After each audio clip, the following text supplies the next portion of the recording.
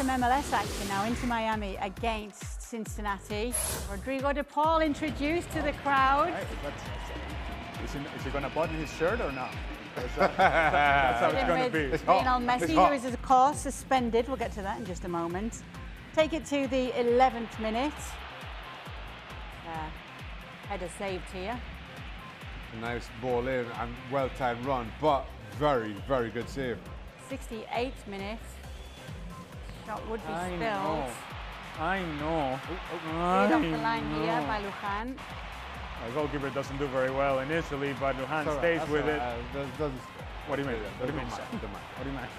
Now, if you take a look here, Miles Robinson would head home to seemingly take the lead, but the referee would call a foul from Robinson before the goal, which was an interesting call. Is he not the one being grabbed? What? Yeah, that is a non-call. But at first look, I thought Robinson was on the defender's shoulders, but wait, that replay showed otherwise. And it would finish 0-0 this game. And as you just saw there, Lionel Messi's in the stands because he's suspended. It's still annoying Javier Mascherano, that very fact. Tengo una opinión de lo que ha pasado, se lo he comentado ayer.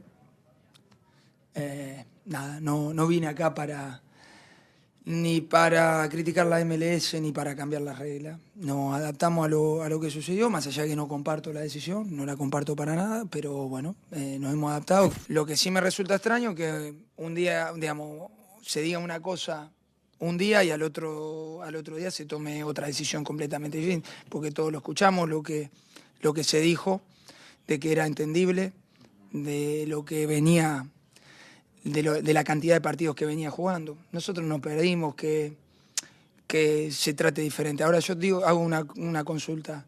¿Qué pasa si el partido de hoy era de visitante? ¿Hubiesen pedido también que Leo no juegue? Porque para llenar estadios y hacer taquilla, ahí nadie se queja, Lo que pasa es que este partido tocó de local. Ahí está. Mascherano not holding back his thoughts there, nor did Stevie Nicol the other night. And I wonder where you stand on it all, Ale. Well, I think the opinions of Javier Mascherano are quite valid, and it's something that I think we all share, that the way that MLS goes about dealing with things, and it has been the case over years upon years upon years, is that they never have had consistency in the way that they make decisions. And over the years, we've sat here and criticized the fact that they change and bend the rules for specific teams and specific players. So in this case, they did not change or bend the rule for Lionel Messi. So I suppose in that sense, you kind of go, all right, Don Garber, all right, MLS. However, the point that MLS tries to make and that Don Garber tries to make in suspending Lionel Messi one match is it's trying to say that no one is above MLS and the rules of MLS and Major League Soccer.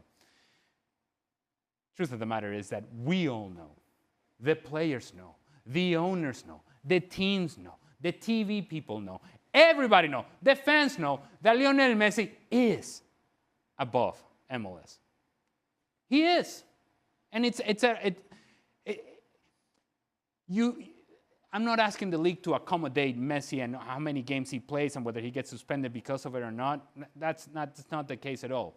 But what I am saying is let's not pretend that because you suspend Lionel Messi conveniently in a home game that you've made a really strong point here and really put your foot down and said, no, we're the ones that make the decisions here. That's not the case. Lionel Messi does as he wants.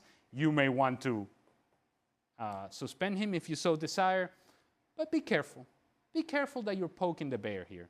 Be careful that you are indeed crossing Lionel Messi, because he may choose at the end of this season to go elsewhere to prepare for the World Cup as he sees fit and as he desires. He may. And if he does that, then what happens with MLS? The house of cards falls down. House of cards completely disappears because all of it has been built around the figure of Lionel Messi. So, listen, there are ways to massage the situation. And suspending him I don't think it helps MLS in the long run. Mascherano definitely didn't massage the situation there. He told it like it was. And absolutely right in everything he said. And to Mascherano's point, had this game been in Cincinnati, that would have punished Cincinnati in a way, because fans simply wouldn't have shown up in the same kinds of numbers you would have expected if Lionel Messi was playing, if it were in Cincinnati. So then all of a sudden, it gives Don Garber and MLS an issue. Who is this truly punishing, or who would it have truly punished if it was an away game? And as I said a couple of days ago, with Inter Miami's current position and games in hand, I don't think it impacts them and their prospects of finishing top in the East and going on to the playoffs. So in truth, kind of because of how the league is structured, all you've done is kind of angered Inter Miami. You've certainly angered Javier Mascherano. And then to Ali's point, as Steve was making the other day, if Lionel Messi just decides, well, you know what, I'm not going to show up to this photo shoot, or I'm not going to show up to this sponsors dinner, or whatever it may be, he's well within his rights.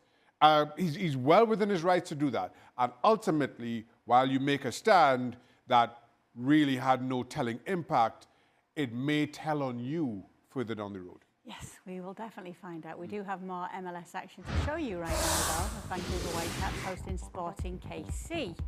Going to pick up the action in the 35th minute, and it would be Emmanuel Sabi from a low cross here, 1-0.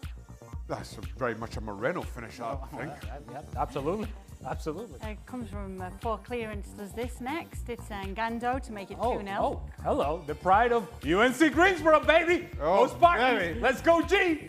87th minute. Matias Laborda to make it 3. Towering header here. And it gets up and down to the goalkeeper's legs.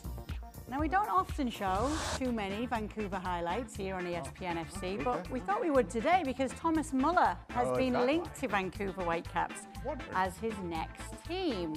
What would you make of a move like this, Ale? Look, I think Thomas Muller coming to Major League Soccer is a plus for this league. And beyond what he can do on the field, and I still think that he can be productive, he's a guy with tremendous intelligence to play the game. The way he sees and feels the position that he plays. Now, if you can define what position Thomas Muller plays, that's a different conversation altogether. I think he also brings personality to Major League Soccer. It's a guy that will speak his mind, that will say what he feels and how he feels about specific things, will share his opinion even if you're not asking for it. It's a big personality that has a lot of success behind him and a lot of things and a lot of experience that players around him can lean on, but that this league can also lean on.